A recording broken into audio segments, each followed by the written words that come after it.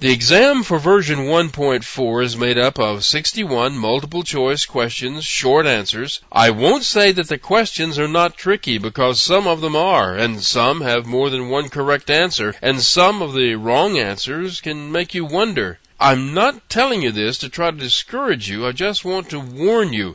If you know the meanings of the terms and understand the concepts of the structure of the language of Java, you should go right through the exam.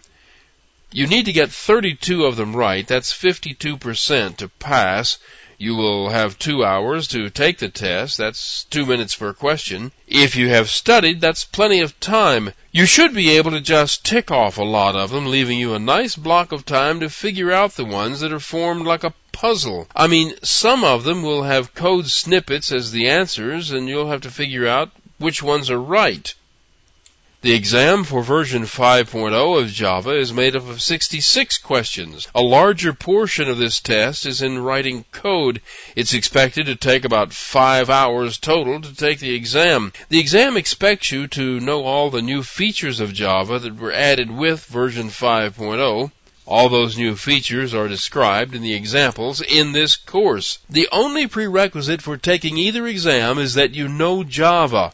You should have at least 6 months' experience in Java programming. You can find out all about the latest exams at the Sun website. You need to use the information you find here for 2 things. First, you need to review the objectives of the exam. The objectives contain a list of all the things that you will need to know. Second, you can locate a place near you to take the exam, and you can book the exam. There are many places that offer the exam, but you have to pay for it and schedule it ahead of time. One of the things that's not covered on the exams is graphics. There's not one question about displaying a window or constructing a GUI interface. It's mostly the fundamental structure of the language, from class extending to interface implementing to the data types, overriding, overloading, and such things as that. There's also need to know about some of the special classes, such as strings and collections.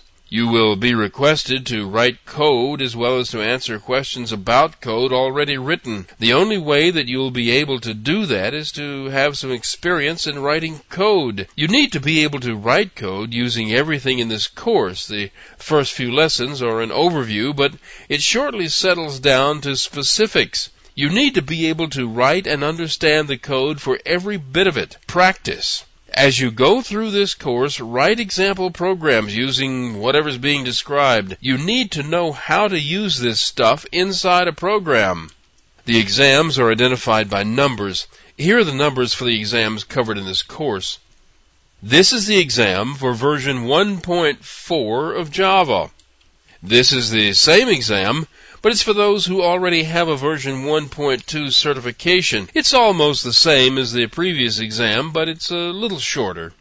This is the latest exam.